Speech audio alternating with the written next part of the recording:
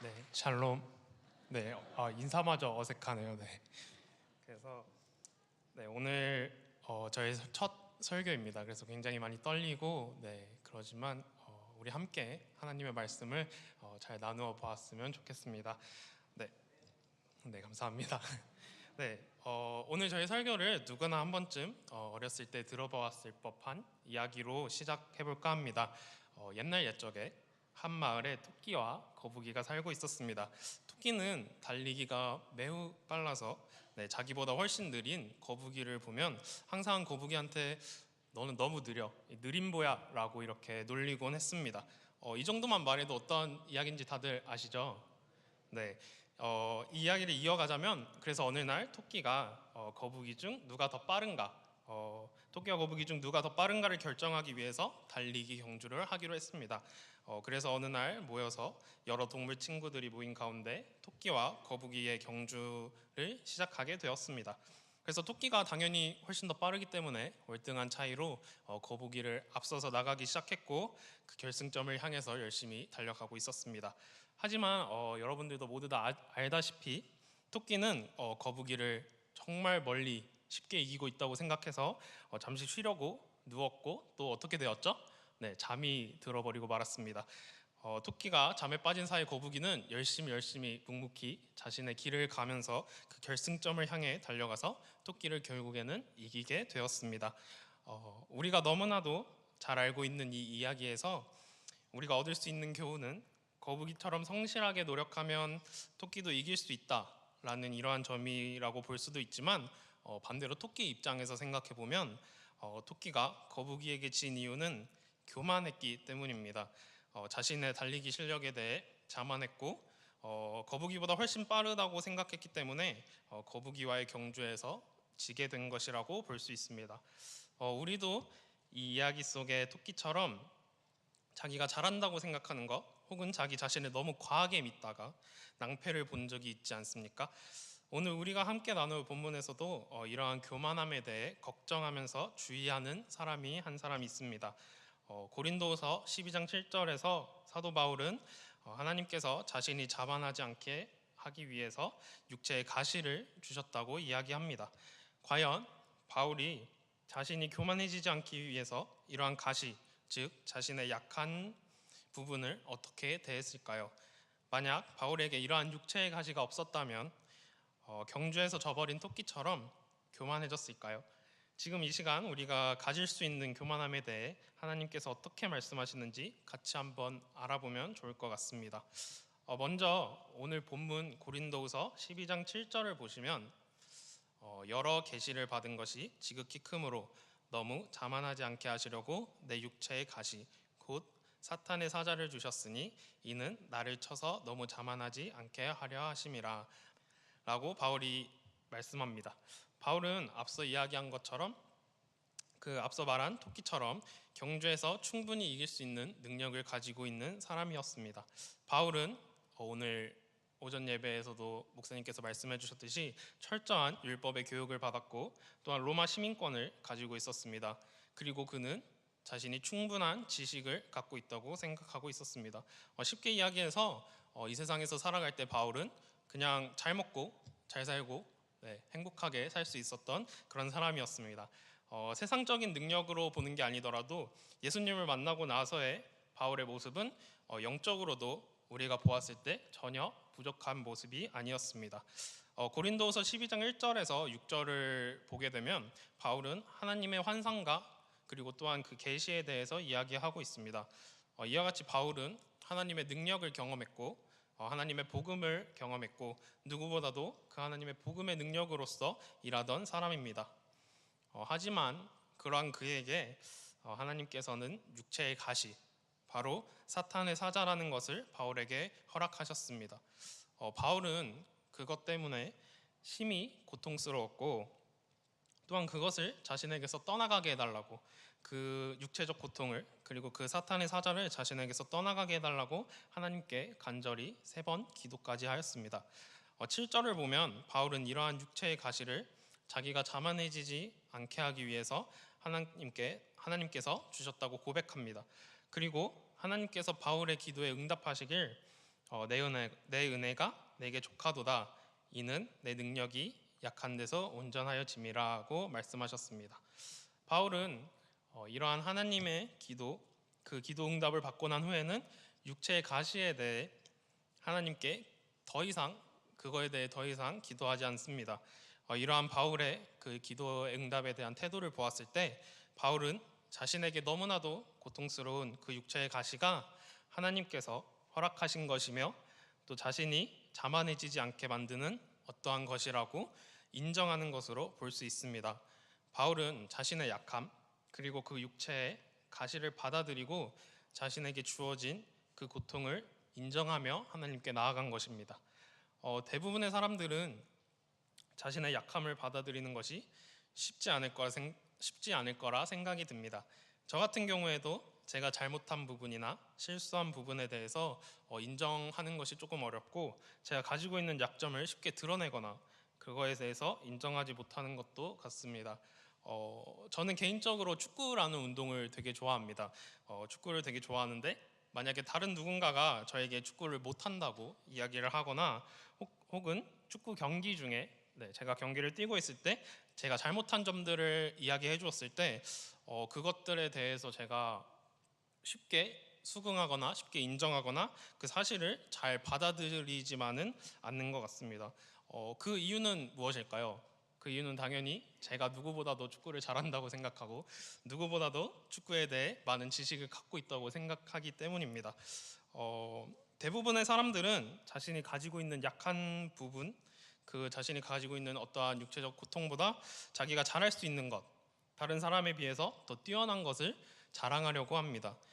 많은 사람들은 또한 자신의 육체적인 부족함에 대해서도 대부분 숨기려고 노력합니다. 자신의 육체에 아픈 곳이 있을 때 그리고 어떠한 병을 가지게 되었을 때 그것에 대해서 쉽게 인정하기란 너무 어려운 일인 것 같습니다. 우리는 어떠한 문제가 생기고 또 병에 걸리고 이러한 일이 발생했을 때 보통은 하나님께 나아가 하나님을 원망하기 마련입니다. 그리고 자신이 가지고 있는 육체적 문제를 부정하기 시작합니다. 하지만 오늘 본문에서 바울은 자신이 원한 것은 아니지만 자신이 가지고 싶지 않았던 것이지만 자신에게 주어진 그 육체의 가시에 대해 하나님께서 나에게 허락하신 것이라고 하나님께서 나에게 주신 것이라고 그렇게 생각합니다. 그리고 그 육체의 가시를 주신 이유를 내가 너무 뛰어나기 때문에 또한 내가 지식을 가지고 있기 때문에 내가 철저한 율법의 교육을 받았기 때문에 이러한 이유들로 내가 자만하지 않게 하기 위해서라고 이야기합니다. 그리고 그 육체의 가시를 위해 기도하고 그 기도 응답을 받은 후에 하나님의 뜻이라고 순순히 인정하며 나아갑니다. 오늘 본문에서 바울은 자만하지 않아야 한다고 이야기하며 또한 하나님의 그 능력이 약한 곳에서 온전하여진다고 이야기한 것에 대해 생각해 보아야 합니다.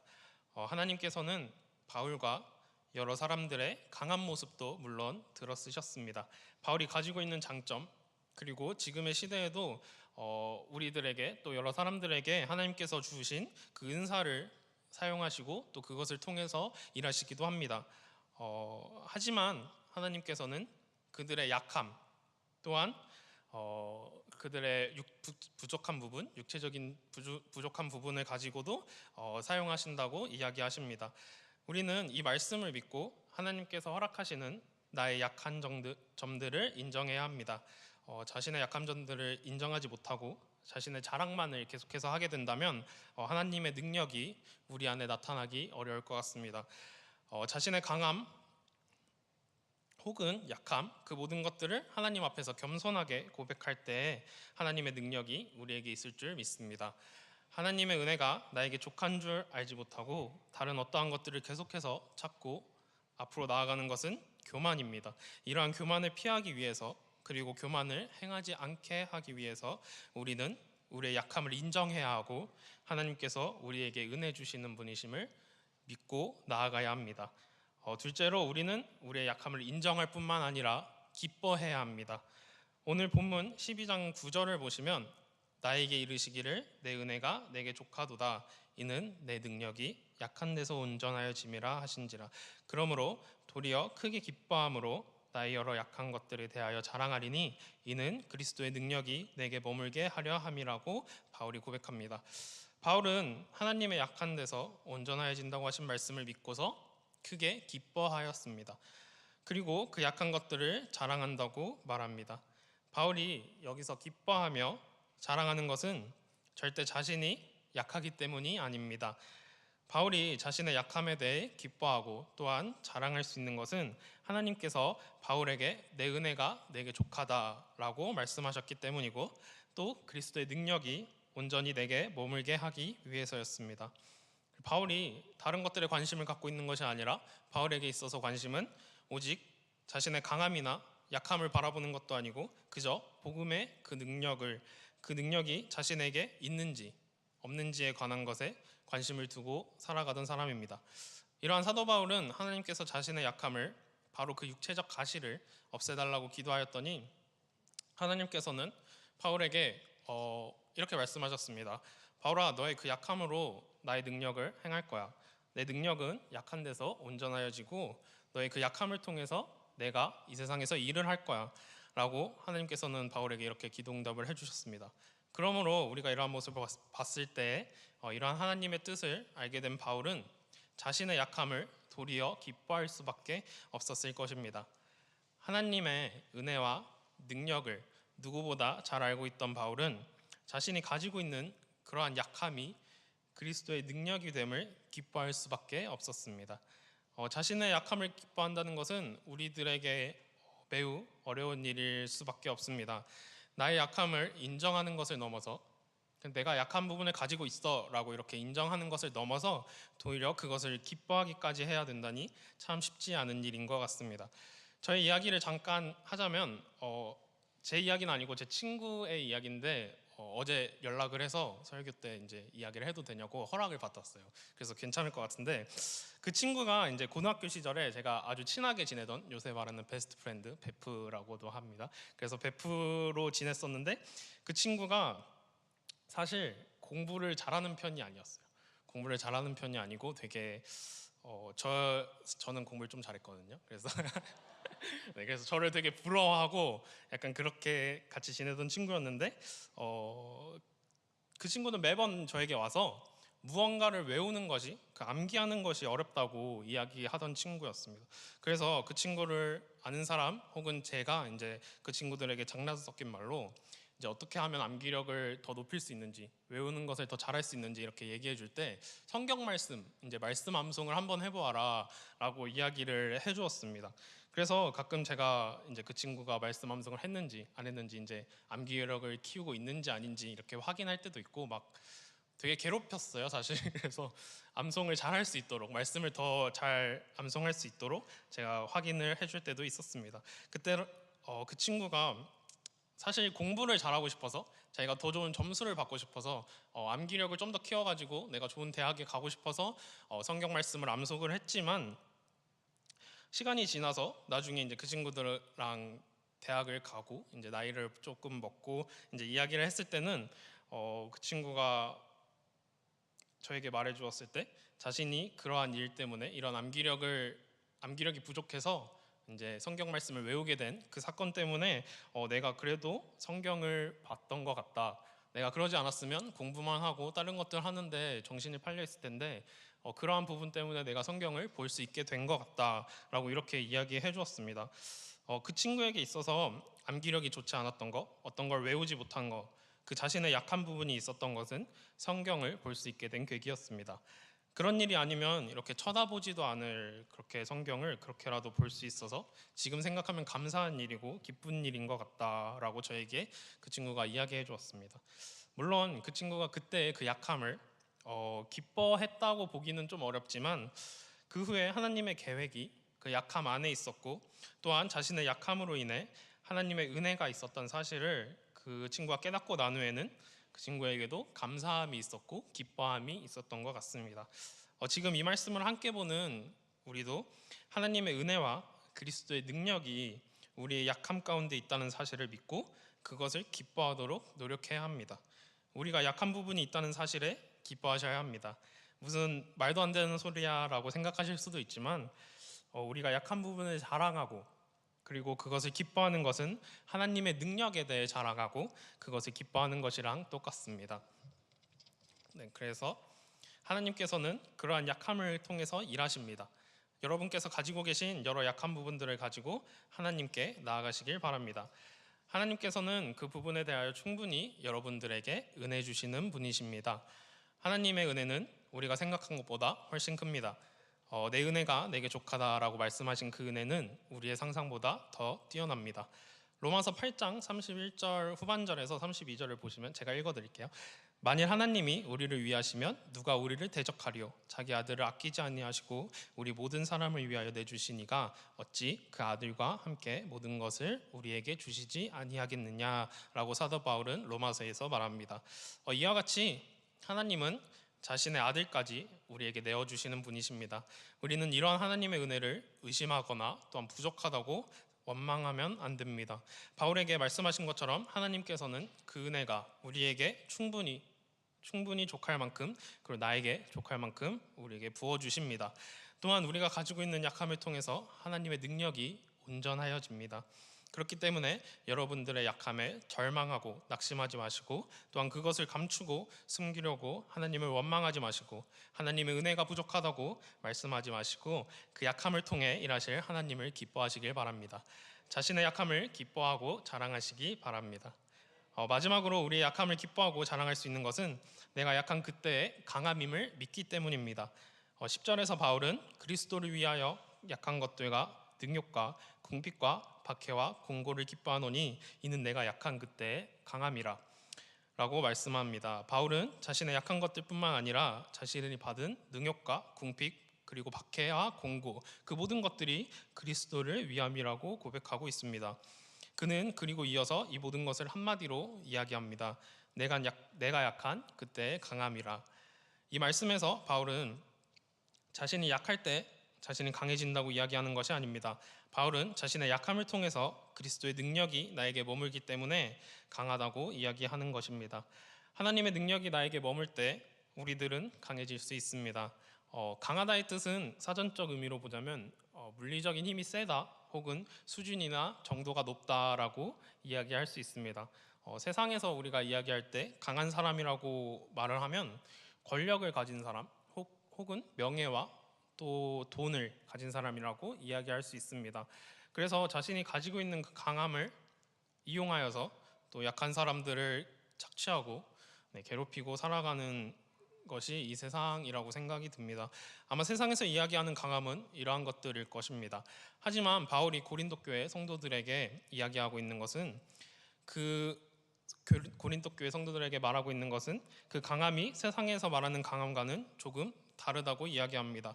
세상이 말하고 있는 돈, 명예, 권력 이러한 것들을 가지고 있는 것은 다르다고 이야기합니다. 바울은 여기서의 강함이 그리스도의 능력 그 자체라고 이야기하고 있습니다. 바울은 그리스도의 능력이 자신에게 있기 때문에 강하다고 이야기합니다. 그리스도인들에게 나타나는 강함은 다른 것이 아니라 예수 그리스도의 능력입니다. 그 복음의 그 능력입니다. 이러한 복음의 능력은 어떻게 나에게 머물 수 있습니까? 오늘 함께 본 말씀에 따르면 그리스도의 능력은 나의 약함을 인정하고 기뻐할 때 내 안에 머물 수 있다고 말합니다. 바울이 그 모든 약한 것들과 능욕과 궁핍과 박해와 공고를 기뻐할 수 있는 것은 그리스도의 능력이 그에게 머물기 때문입니다. 바울 안에 복음의 그 능력이 항상 마음 깊숙이 있었기 때문입니다. 우리가 같이 나눈 본문 안에서 바울이 약한 것을 기뻐하고 자랑할 수 있었던 것은 바울 안에 그 능력이, 그 그리스도의 능력이 있었기 때문입니다. 그리고 또한 바울이 그 복음의 능력만을 바라보았기 때문입니다. 고린도서 13장 4절을 보시면 그리스도께서 약하심으로 십자가에 못 박히셨으나 하나님의 능력으로 살아계시니 우리도 그 안에서 약하나 너희에게 대하여 하나님의 능력으로 그와 함께 살리라. 예수님께서 십자가에 못 박히신 가장 약한 그때에 모든 인류의 죄를 씻겨주셨습니다. 그리고 부활하심으로 무엇보다 강한 능력을 보여주셨습니다.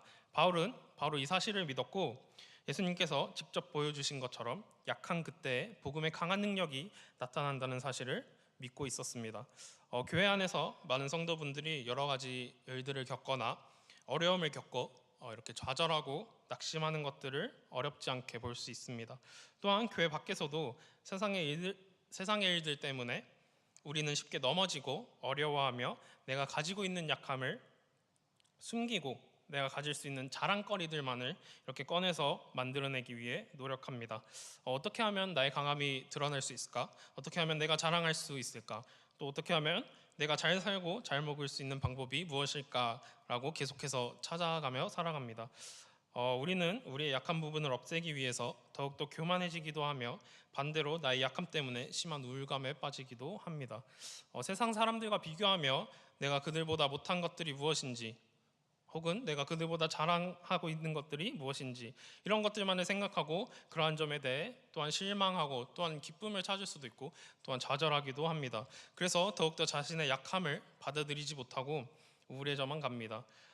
여러분, 우리들의 약함은 바울이 고백한 것과 같이 육체적 가시화도 같은 것일 수 있으며 혹은 궁핍과 혹은 공고일 수도 있습니다.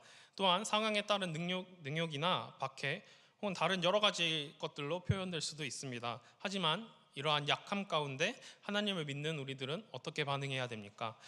우리는 바울이 그랬던 것 같이 그리스도의 능력이 내 안에 머문다는 사실을 잊어서는 안 됩니다. 우리가 가진 그 모든 약한 것들 가운데 하나님의 능력이 온전해진다는 사실을 잊어서는 안 됩니다.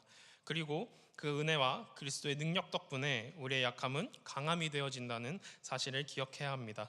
바울의 고백처럼 그리스도의 능력으로 말미암아 우리가 약한 그때에 강함되어집니다. 우리는 그 사실을 믿어야 합니다. 더 이상 우리의 교만함에 넘어가지 말고 하나님의 은혜만을 붙잡아야 합니다.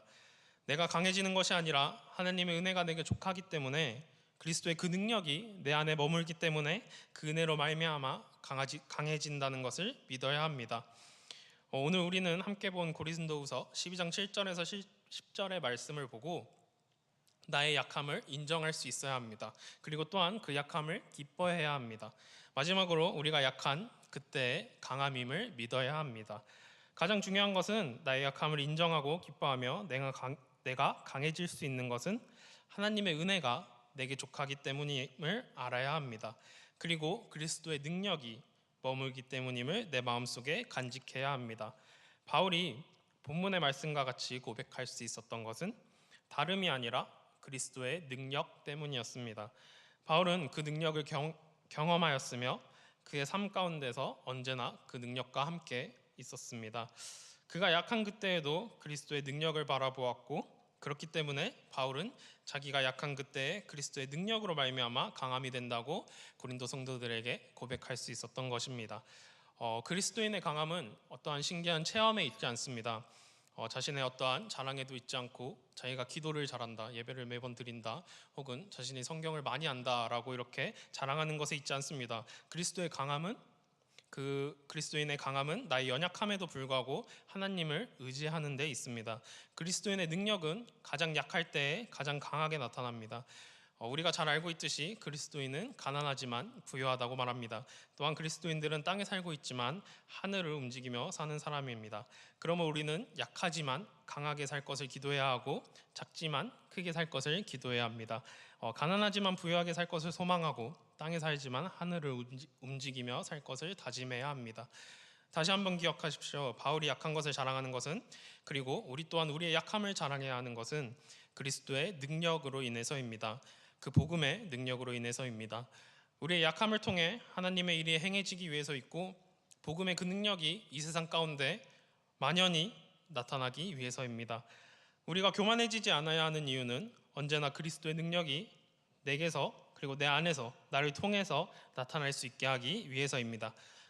그것을 위해서는 나의 육체적 가시나 약함, 그리고 능력과 궁핍, 박해와 공고, 이 세상에서 내가 겪었던 좌절과 고난, 어려움과 같은 그 모든 것들이 하나님께서 허락하여 주신 은혜라는 것을 내가 깨달아야 하며 인정해야 합니다. 그 모든 것들이 오직 그리스도의 능력을 위해서 존재함을 믿어야 합니다. 그것이 저에게 또 지금 이 자리에 계신 여러분들에게 매우 어려운 일이라고 생각이 들지만 그 눈앞의 어려움과 나의 약함이 나를 힘들게 하고 나를 어렵게 하고 나를 좌절하게 하지만 우리는 그 상황 가운데서라도 하나님을 의지하며 나아가야 합니다. 결국 우리가 하나님을 바라보고 그리스도의 능력이 내 안에 머무는 그때 우리는 강해질 것입니다. 그 복음의 능력으로 우리는 약할 때 강해질 것입니다. 그 복음의 능력으로 그 어떤 세상 사람들보다 더 강한 사람이 돼 있을 것입니다. 이러한 믿음의 확신을 가지고 또한 교만해지지 아니하고 우리가 그 그리스도의 능력이 내게 머물게 할 수 있는 그 믿음의 확신을 가지고 살아가는 여러분이 되기를 소망합니다. 네, 같이 기도하겠습니다.